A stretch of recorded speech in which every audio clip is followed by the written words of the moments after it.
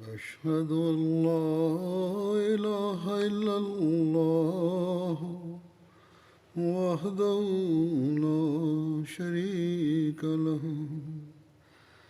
وأشهد أن محمدا عبده ورسوله أما بعد فأعوذ بالله من الشيطان الرجيم بسم الله الرحمن الرحيم الحمد لله الحمد لله رب العالمين الرحمن الرحيم مالك يوم الدين إياك نعبد وإياك نستعين اهدنا الصراط المستقيم صراط الذين أنعمت عليهم غير المغضوب عليهم ولا الضالين. Bismillahirrahmanirrahim. Hazreti Halifatul Mesih peti, da Allah bude njegov pomagač, je rekao da će da nastavi da govori o životu Hazreti Omera radijallahu anhu i nastavit će da govori o borbi Jermuk. Postoji različita mišljenja kad se ova borba desila. Prema jednom hadisu se kaže da je bilo u 15. posle hidžre, drugi hadis prenosi da je bilo u 13. posle hidžre i prije osvajanja Damaskusa. Onda prema drugom hadisu govori se da prve vijesti koje je Hazreti Omer dobio bile su u vezi pobjede na Jarmuku i to je bilo samo 20 dana poslije smrti Hazreti Abu Bekra. Prema drugom hadisu govori se da je prvo dobio vijesti o pobjedi na Damaskusu. U svakom slučaju Halifatul Mesih kaže da dokaz da je Damaskus prvi bio osvojen izgleda tačnije i borba Jarmuk je bila se desila u toku hilafeta Hazreti Omera radijallahu anhu. Bizantinci su podnosili mnoge gubitke i onda su otišli prema Siriji i oni su tu i tražili od Heraklija pomoć i rekli su da su kao Arapi osvojili mnogo teritorija. Heraklije je onda pozvao mnoge savjetnike i rekao je oni su kao mnogo slabiji od vas, vi imate sve bolju opremu i sve kako da se ne možete da borite protiv njih ili kao da ih nadjačate. Neki su spustili svoje glave zato što su bili postiđeni, neki nisu ništa rekli. Kako god jedan stariji čovjek je rekao, njihovi morali su dosta bolji od naših. Oni se mole, oni poste i nikome ne rade nepravdu i oni jedni prema drugima se ophode fino. A naše stanje je mi pijemo alkohol, mi pravimo nepravdu drugima, ne ponašamo se dobro jedni prema drugima. Tako da njihova vojska uvijek pokaže strpljivost dok naša ne posjeduje ovo. Bizantijski car je već bio odlučio da napusti Siriju, ali mnogi su tražili pomoć od njega i onda on je dobio kao želio je da im pomogne i onda je tražio pomoć od svih kršćanskih poglavara da im se pridruži u pomoć i tražio je da prikupe bilo ko može da pomogne. Tada kad su dobili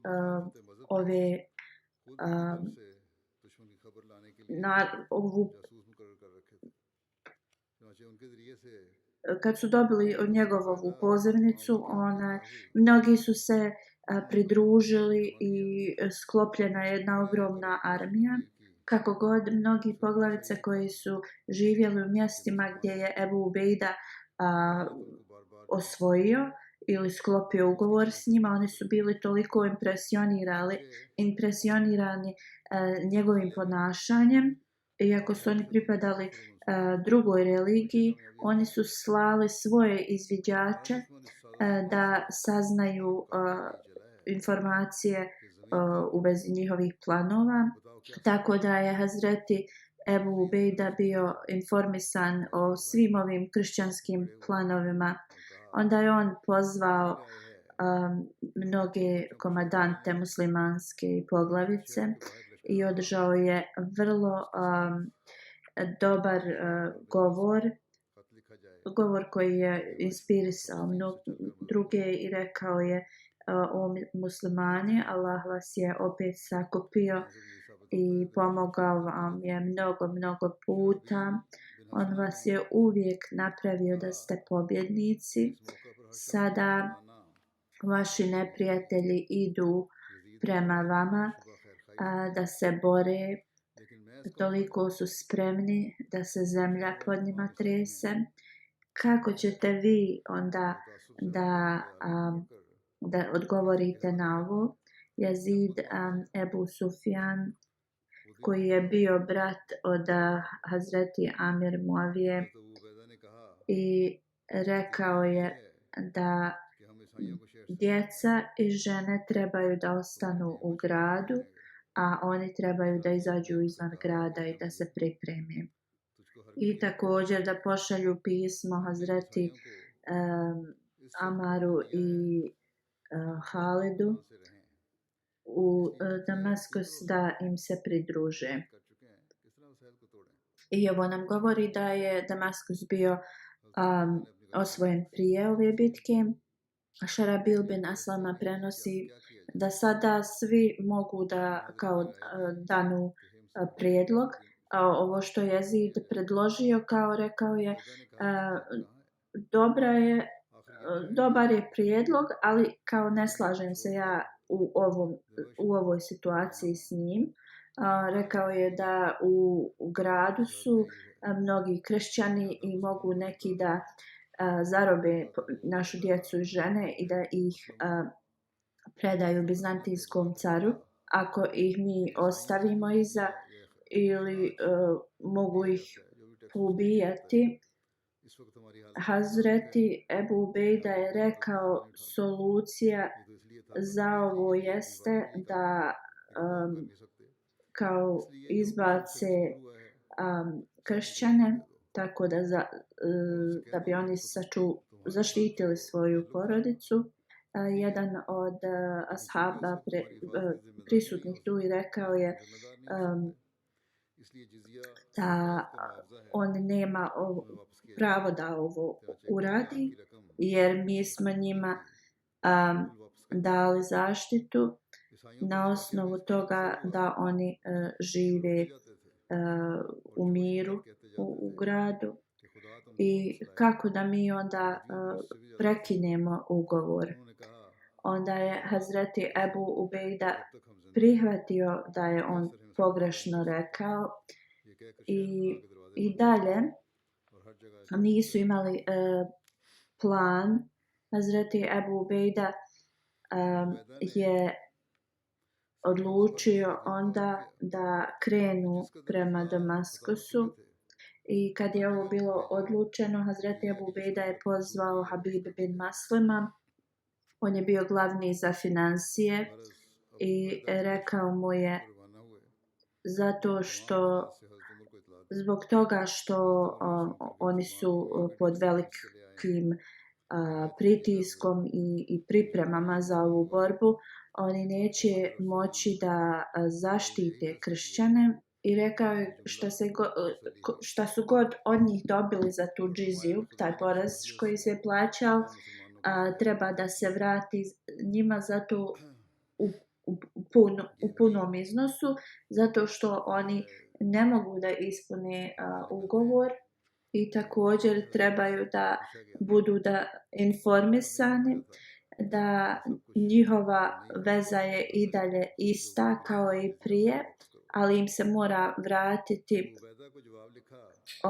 ovaj novac zbog toga što oni ne mogu da ispune svoje obećanje u ugovoru koji su oni potpisali. Ovo je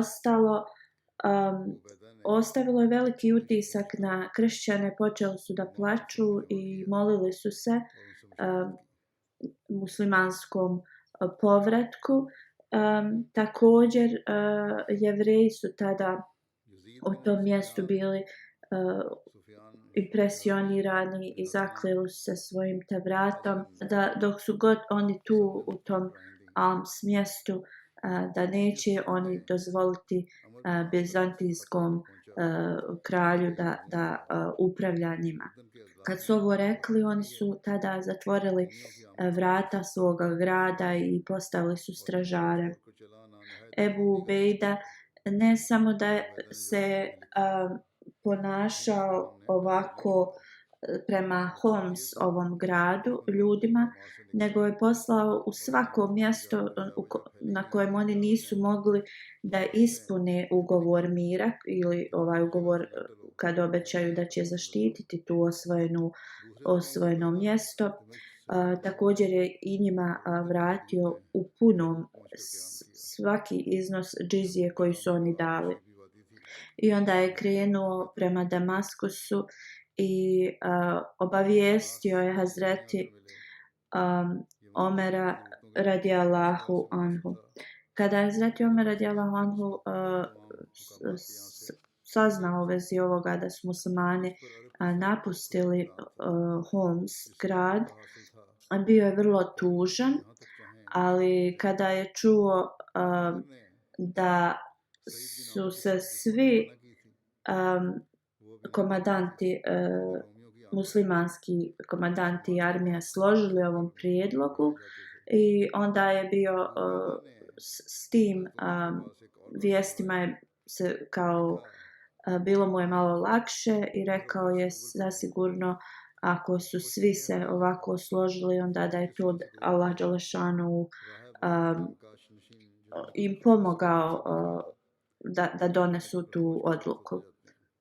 U nekim hadisima se prenosi da je Hazreti Omer radijallahu anhu bio pitan u vezi ove džizije i povratka džizije i da je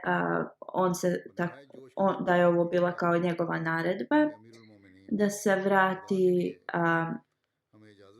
ta džizija.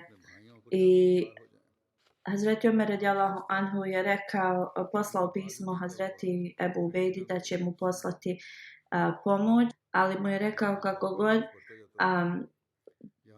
pobjeda ili poraz nisu povezani s tim kolika je ta armija. Kada je stigao u Damaskus, Hazreti Ebu Ubejda je pozvao sve komandante, Yazid bin Abi Sufjan, Abil bin Hasana i Muaz bin Džabel. Kad je pitao za neke savjete, svi su bili različitog mišljenja. Onda je došao izvještaj od Amar bin al-As da regije u Jordanu su počeli da se bune i da dolazak tih Bizantijaca je ih kao da su oni kao dobili su hrabrost i odlazak muslimana iz Homs izgledalo je kao da su muslimani vrlo nejaki. Ebu Ubejda je poslao pismo nazad i rekao zato mi se nismo povukli iz Hamsa zbog toga što smo nejaki, već je bilo to da se odmaknemo od neprijatelja i jednostavno da se odmaknu, da neprijatelj mogu da izađu iz svojih zaštita i da se sve muslimanske armije zajedno spoje. Također mu je rekao da on ne smije da ide nigdje iz svog regiona i da će se on pridružiti njemu. I onda je Hazreti Ebu Ubejda krenuo prema Jordanu i oni su postavili kamp u mjestu Jermuk. Amar bin Alas je također došao tu. To mjesto je bilo dobro za borbu od svih drugih lokacija jer im je granica prema Arabiji bila blizu i ako bi se trebali da povuku, to je bilo dobro za muslimansku armiju. Pomoć koju je Hazreti Omer radijallahu anhu poslao još im nije bila pristigla. Muslimani su bili zabrinuti jer su se Bizantici sve više približavali. Hazreti Ebu Ubejda je poslao pismo Hazreti Omeru radijallahu anhu i rekao je da Bizantici dolaze sa svih strana i kao dižu veliki žar za borbu i njihovi kao ljudi koji se nikada nisu pridružili nikakvoj borbi kao što su na primjer popovi, pridružavaju im se. Kad je ovo pismo stiglo kod Omeru radijallahu anhu, on je pozvao sve muhadžire i ensarije i pročitao im je ovo pismo. Ovi ashabi su počeli da plaču i rekli su o vođo vjernika, dopusti nam da i mi idemo u borbu i da položimo svoje živote. Njihove emocije se sve više i više povećavale. Abdurrahman bin Aus je upitao Hazreti Omera radijallahu anhu da on sakupi armiju da i on kreni s njima na čelu. Kako god drugi ashabi su bili protiv ovog prijedloga i odlučeno je da se još pomoć pošalje prema muslimanima. Hazreti Omer radijallahu anhu je pitao koliko daleko su neprijatelji. On je rekao da su oni udaljeni 3 ili 4 dana od Jarmuka. Hazreti Omer radijallahu anhu je postao vrlo zabrinut i nije znao šta da radi. Onda je napisao vrlo detaljno pismo Ebu Ubejdi i onda je naredio da se ovo pismo pročita svakom redu muslimanske armije i reci im Omer vam šalje njegov selam i rekao je o muslimani, borite se hrabro, borite se protiv ovih neprijatelja kao da ste lavovi. Razbijte neprijateljske glave sa vašim mačevima. Oni trebaju da izgledaju manji od mrava ispred vas, a njihov veliki broj nek vas ne straši. A ovi koji vam još nisu pristigli da vam pomognu, nemojte da se brinete u vezi toga. Na isti dan kada je ovo pismo stiglo Ebu Ubejdi, komadant koji je dolazio u pomoć je došao sa 1000 ljudi. Kao rezultat toga muslimani su dobili hrabrost i počeli su da se pripremaju za borbu. Muaz bin Džebel, ashab časnog poslanika sallallahu alejhi ve sellem, je dobio zadatak kao komadanta da bude na desnoj, onda je postavljen lijevi komadant. Hašim bin Udbaj je komadant ljudi koji su pješačili. Kis bin Hrira je bio komadant konjanika. Također je bilo podijeljeno na 3 različite grupe. Amar bin Tuhel također je bio jedan od komadanata. Ovi navedeni su bili najhrabriji ljudi Arabije i imali su titulu Farsul Arab. Bizantici su također bili vrlo opremljeni i njihova vojska je iznosila 200.000 i bili su poredani u 24 različita reda.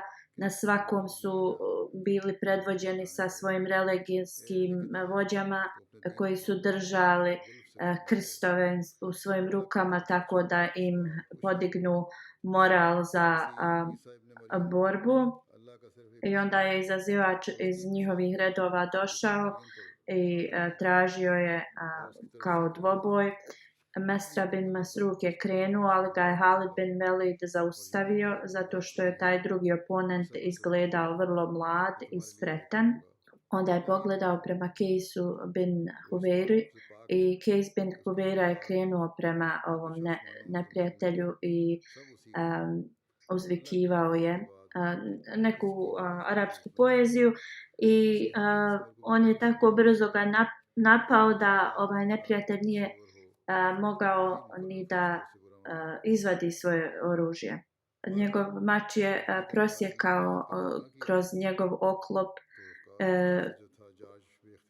na glavi i do vrata i on je pao sa konja. Onda su muslimani veličali Allaha i Halid bin Velid je rekao ovo je bio vrlo dobar znak i ako Bog da, Allah će nam podariti pobjedu.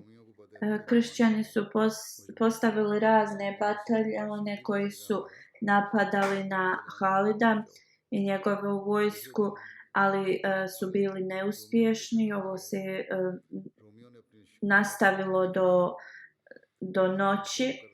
Navečer kad su Bizantici shvatili da jednostavno oni gube, sazvali su svoje komadante, rekli su da umjesto da oni nastave da se bore protiv Arapa, trebali su da pošalju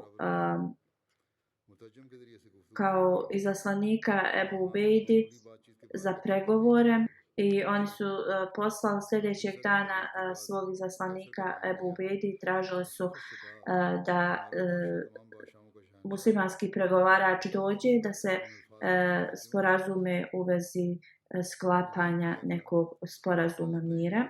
Ebu Ubejda je poslao Halida bin Velida za ovo, a ovaj izaslanik se zvao George, što je došao s njihove strane. Tako je zapisano, tako su zapisali ovi Urdu historičari. U arapskim zapisima njegovo ime je zapisano Džerdža. Ovo spominjem za Arape koji slušaju ovo. U svakom slučaju, kad je izaslanik došao, tad bilo je već predveče i bilo je vrijeme akšam namaza. Način na koji su muslimani veličali Allaha i način na koji su oni klanjali svoj namaz. To je predstavljalo jednu veliku pobožnost, veliki smiraj, veliki mir među ljudima. Ovo je mnogo impresioniralo ovog neprijateljskog izaslanika koji je došao. Kada se namaz završio, on je pitao Hazreti Ebu Ubejdu nekoliko pitanja. Također je pitao koje je muslimansko vjerovanje u vezi Hazreti Isa a.s. Ebu Ubejda je proučio sljedeće ajete iz časnog Kur'ana. Hazreti Ebu Ubejda je proučio neke ajete. Prijevod: sigurno je primjer Isa kod Allaha kao primjer Adema. On ga je stvorio od zemlje, onda mu je rekao budi i on je nastao i bio. O sljedbenici knjige, ne pretjerujte u svojoj vjeri i ne recite o Allahu ništa osim istinu. Uistinu je Mesih Isa, sin Merjemin, samo Allahov poslanik i njegova riječ koju je on poslao Merjemi i duša od njega. Zato vjerujte u Allaha i njegove poslanike i ne recite 3. Prestanite, ovo je bolje za vas. Uistinu je Allah samo jedan Bog. On je čist da bi imao sina. Njemu pripada šta god je na nebesima i šta god je na zemlji, a dovoljan je Allah kao staratelj. Sigurno Mesihu nikada neće biti mrsko da bude Allahov rob, niti će melecima bliskim Allahu. I prevodioc je ovo preveo ove ajete ovom izaslaniku Đorđu. On je odmah rekao: ja potvrđujem da su ovo kvaliteti Isa a.s. i ja svjedočim da je vaš poslanik istinit. I onda je proučio kelimu i postao je musliman. Nije želio da se vrati svojim ljudima, ali Ebu Ubejda je ovo smatrao da će biti prekidanje ispravnog ponašanja kad izaslanik je poslan u ti pregovori, i rekao mu je da treba da se vrati nazad, da ih obavijesti i da ide u stvari treba da se vrati sa Halidom bin Velidom. Halid bin Velid je otišao s njim u taj bizantijski kamp. Neprijatelji su postavili duge linije konjanika koji su stali sa dvije strane puta kojim je prolazio Halid bin Velid, da bi ovo je bilo kao da kao intimidiraju njega, ali Halid bin Velid je samo jahao i nije uopšte obraćao pažnju na ovaj prizor. Gledao je kao jedan lav koji prolazi kroz stado ovaca. Kad je Hazreti Halid došao u Bahans šator od tog Bahans, on ga je primio vrlo časno i također mu je dao mjesto da sjedne pored njega, i prevodioc je bio prisutan, i ovaj neprijateljski predstavnik, on je kao održavao govor. Prvo je veličao Isusa ili Isa a.s. i njihovog kralja i rekao je: naš kralj je vođa svih kraljeva. Prevodilac još nije ni završio ovu rečenicu. Halid bin Velid je rekao: možda je to tako kod vas, ali u nas, ako bi se naš vođa smatrao kraljem, mi bi ga odmah skinuli s vlasti. Bahan je onda opet počeo da govori i govorio o svom statusu, o svom bogatstvu. Rekao je: Arapi, tvoji ljudi su došli i naselili se u naša mjesta i mi smo se uvijek prema njima ponašali dobro i mi smo smatrali da će nam cijela kao Arabija zbog ovoga biti zahvalna, ali vi ste napali našu zemlju i želite da nas istjerate iz nje. Onda mu je rekao, zar ti ne znaš da su ovo pokušale mnoge kao nacije, ali nikada to nisu uspjeli. A što se tiče vas, nijedna druga nacija nije kao neuka nacija i kao nema nacije koja je niža od vaše i kao vi imate hrabrost da nas napadnete, ali u svakom slučaju mi ćemo vam kao ovo oprostiti i ako napustite ovo mjesto da ćemo svim vašim komandantima 10.000 dinara, a vašim oficirima 1.000 dinara i svakom vašem vojniku 100 dinara. Iako su Bizantici bili ti koji su sakupili armiju sa svih strana, ali su shvatili da neće moći da pobjede muslimane, pa su pokušali na ovaj način da riješe ovaj problem. Kad je Bahan završio svoj govor, onda je Halid bin Velid ustao i veličao je gospodara i poslanika sallallahu alejhi ve sellem. Rekao je, nema sumnje da ste vi bogati i moćni i znamo kako se ophodite prema Arapima, ali vi niste dali nikakvu kao dobar tretman Arapima. To je bila taktika da vi proširite svoju vjeru. Vi ste vaša želja je bila da raširite svoju religiju i Arapi su vam se pridružili i danas su na strani i bore se protiv nas. Istina je da mi imamo ograničenu opremu i istina je da su naša plemena prije se borili jedni protiv drugih. Kako god Allah je poslao svoju milost na nas i poslao nam je poslanika koji je bio jedan od nas, koji je bio najčasniji i blagoslovljeniji i najispravniji i pobožniji od nas, podučio nas je Allahovom jedinstvu i naučio nas je da Allah nema partnera, da nema ženu i da nema djecu,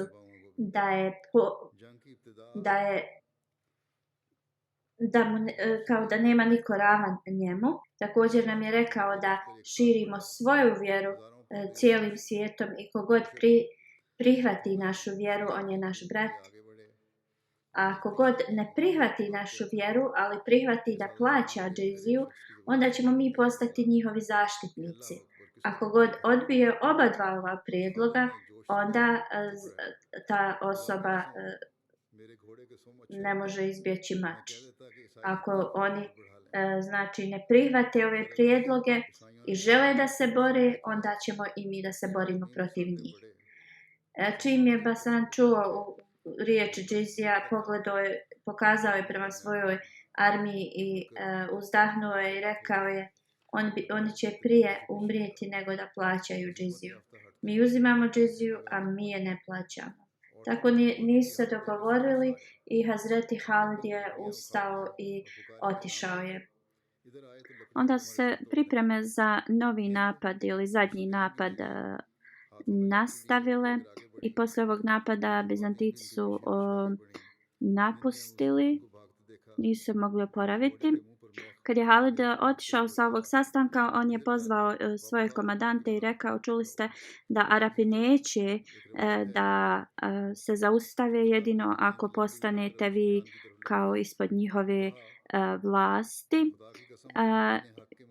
Drugačije oni neće se zaustaviti i sigurno se spremaju za napad.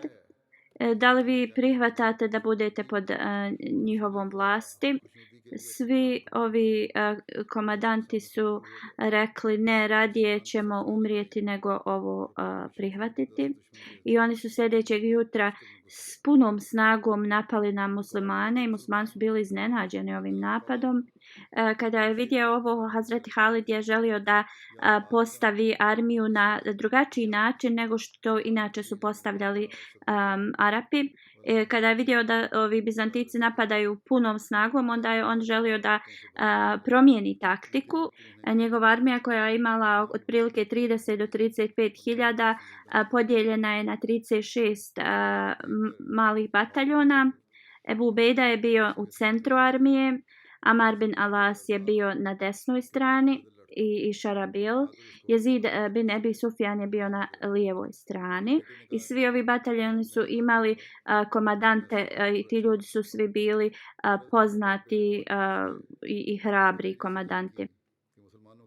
Također su postavljeni neki ljudi koji su govorili inspirativne riječi da se ova armija motiviše, kao na primjer Ebu Sufjan išao i govorio je tako mi Allaha, vi ste kao zaštitnici Arabije i pomagači Islama, a ovi drugi neprijatelji su pomagači širka.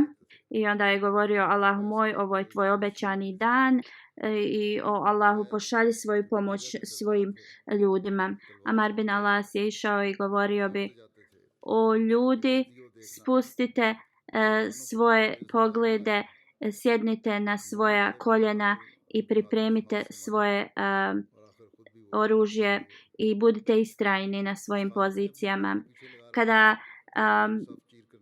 neprijatelji napadnu na vas, kao čekajte ih hrabro i pustite ih nek priđu blizu vašeg oružja. I onda ih napadnite kao da ste lavovi. Onda je rekao, kunem se Allahom koji je zadovoljan istinom i koji nagrađuje za istinu, a koji kažnjava neistinu. On je taj koji pomaže dobrotu. Dobio sam vijesti da će muslimani da pobjeđuju, imaju pobjedu iza pobjede i muslimani će da pobjeđuju, osvajaju palaču ili ove tvrđave jednu iza druge dok ne osvoje sve. Onda nemojte da se bojite njihovog broja i mogućnosti. Ako ostanete hrabri, oni će se razbježati i bojat će se od vas. Iako su muslimani bili 30 do 35 hiljada, oni su bili iz raznih dijelova Arabije. 1000 njih je bili su ashabi koji su vidjeli sveto lice poslanika sallallahu alejhi ve sellem.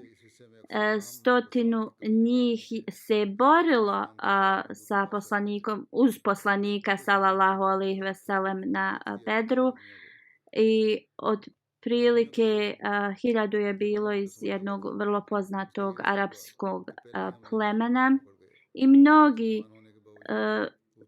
hrabri borci su tu bili. Nešto što je vrlo interesantno u ovoj bitci jeste da su i žene učestvovale u ovoj borbi. Hazreti Hind, majka od Amira Muavije i žena od Ebu Sufjana, koja je posle su prihvatili islam, ona bi napadala i odrubljavala bi glave nevjernicima, slično Džuverija, kćerka od Ebu Sufjana i sestra od Amira Muavije, i ona je išla uz svog muža i borila se i postala je šehid.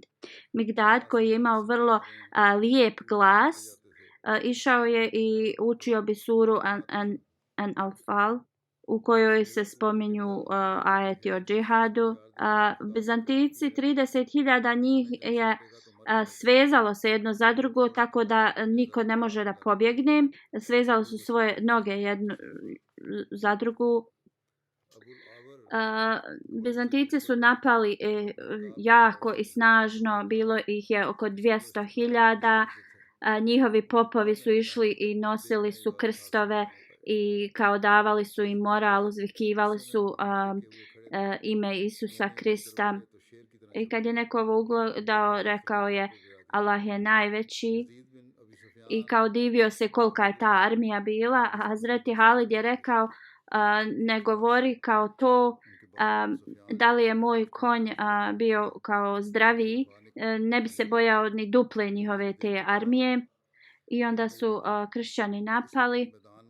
Muslimani su se držali dobro, ali Bizantici su napadali i uspjeli su da probiju na desnoj strani muslimansku armiju koja se je povlačila i bili su u velikoj panici i oni su se povukli do kampa gdje su žene bile boravile tad. Kada su ih vidjele ove žene, one su bile vrlo kao razočarane i onda su uzele su velike štapove i rekli su im: ovi nesretnici, ako nastavite ići ovim smjerom, mi ćemo, kao one će početi da udaraju po njima. Hind, žena od Ebu Sufjana, je krenula i žene su krenule za njom. Kada je vidjela Ebu Sufjana da bježi, udarila je njegovog konja i rekla je: gdje ti ideš, vraćaj se nazad u borbu. U drugom hadisu se prenosi da je ona uzela štap i potrčala prema Ebu Sufjanu i govorila da je bio vrlo okrut prema islamu i poslaniku sallallahu alejhi ve sellem, i kao danas je dobio šansu kao da se iskupi za to i da postigne i da dostigne veliki status u ovoj borbi, to jeste da postane šehid. I onda su od ovih riječi Ebu Sufjan je vratila mu se ta hrabrost i okrenuo se sa mačom u ruci, je probio kroz armiju.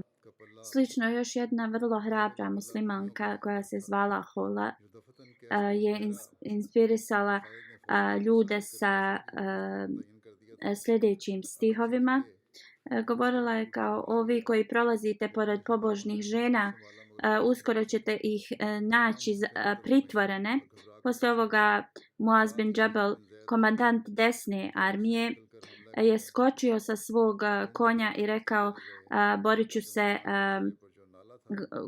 će se na tlu. Ako ima kao hrabar borac, evo mu moj konj. Njegov sin je rekao: zaista ja ću da se borim na ovom konju, jer ja se borim bolje kao konjanik. I tako oba dvojica, sin i otac, su se borili hrabro, da su muslimani se tad oporavili. Hadžadž, koji je bio isto također komandant, je uzeo 500 ljudi i zaustavio je Bizantice koji su tjerali muslimane. Drugo pleme je ostalo na desnoj strani, nisu im mogli pomoći. To je bio takva okrutna borba da glave, ruke, noge su letile, ali ovi ljudi muslimani se nisu pomicali sa svog mjesta. Šarabil, komandant, je bio okružen sa svih strana od Bizantijaca, ali on u sredini stajao kao jedna velika planina i učio je sljedeće ajete iz Kur'ana.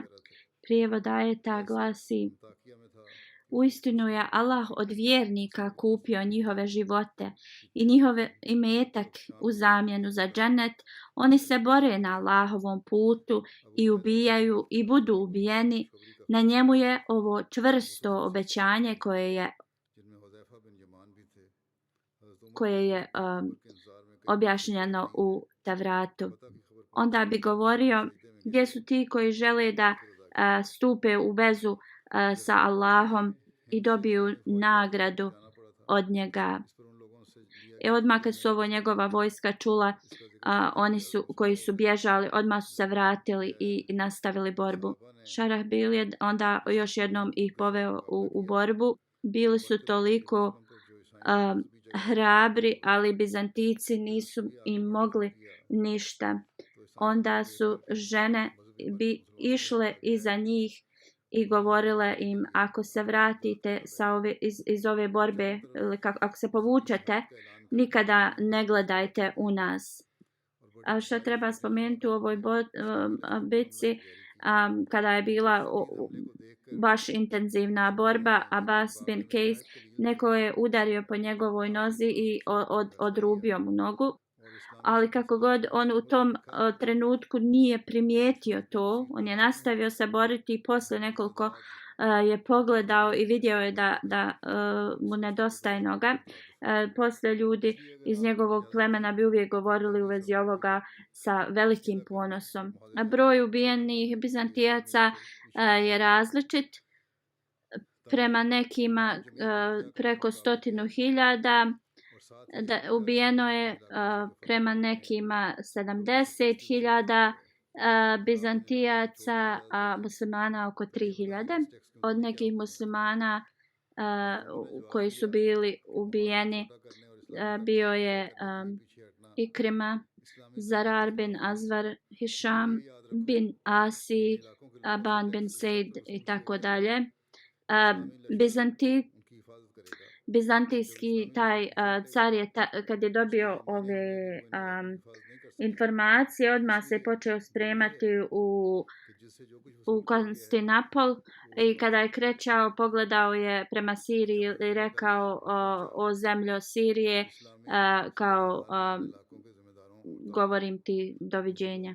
Hazreti Ebu Ubejda je napisao pismo Hazreti Omeru radijallahu anhu i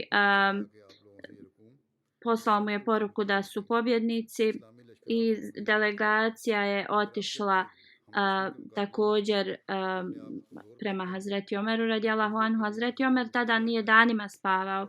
Kada je čuo o pobjedi, odmah je pao na seđdu i zahvalio se Allahu dželešanuhu. Tada je muslimanski komandant pozvao sve u tom mjestu i rekao pošto mi napuštamo i mi smo uzeli od vas tu džiziju, zato što nismo više vaši zaštitnici, naređeno nam je da vam isplatimo sav novac koji su oni dobili od njih.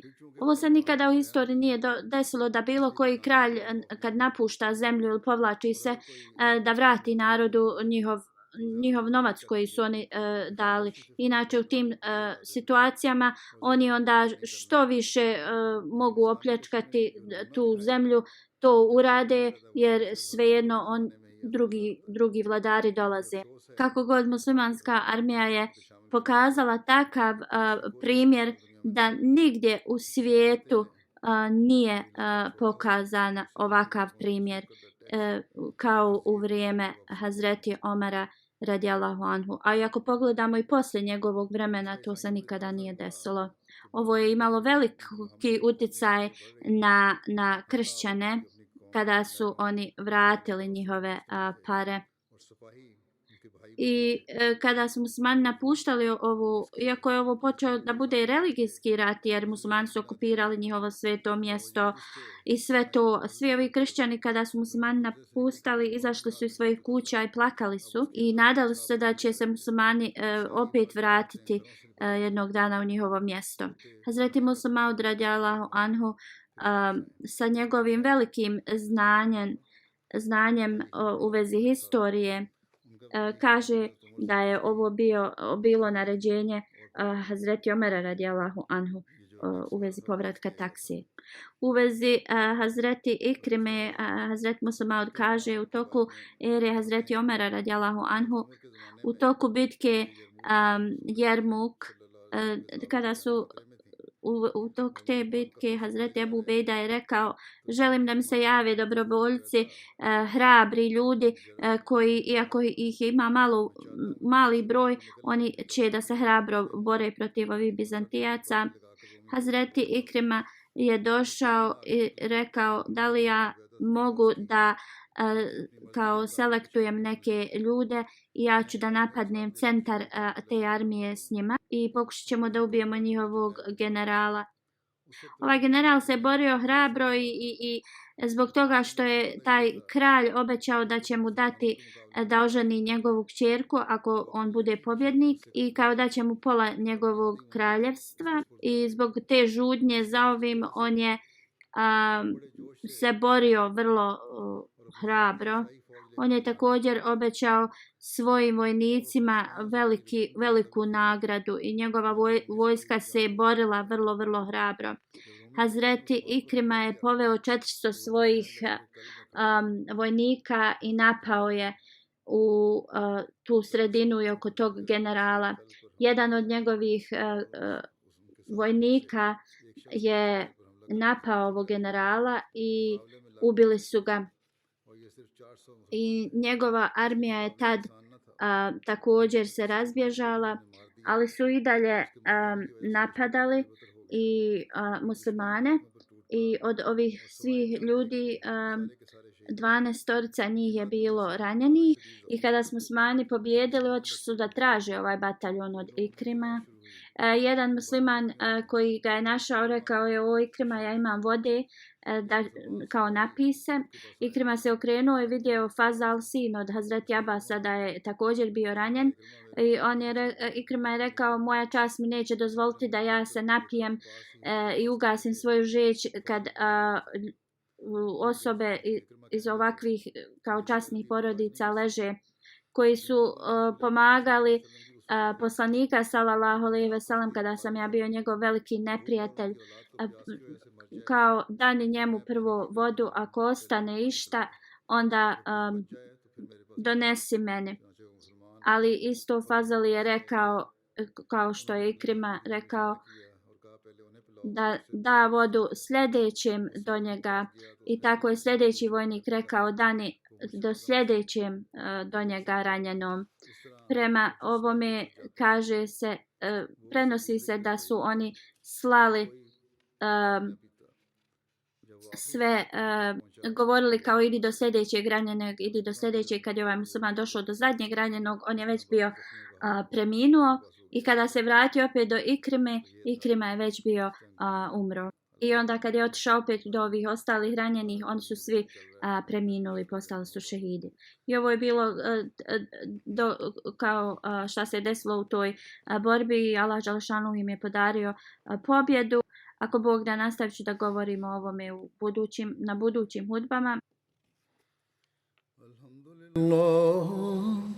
Alhamdulillah, nahmaduhu wa nasta'inuhu wa nastaghfiruhu wa nu'minu bihi wa natawakkalu alayhi wa na'udhu billahi min shururi anfusina wa min sayyiati a'malina. Man yahdihillahu fala mudilla lahu ومن يضلل فلا هادي له ونشهد أن لا إله إلا الله ونشهد أن محمدا عبده ورسوله. عباد الله رحمكم الله، إن الله يأمر بالعدل والإحسان وإيتاء ذي القربى وينهى عن الفحشاء والمنكر والبغي يعظكم لعلكم تذكرون. اذكروا الله يذكركم وادعوه يستجب لكم ولذكر الله أكبر.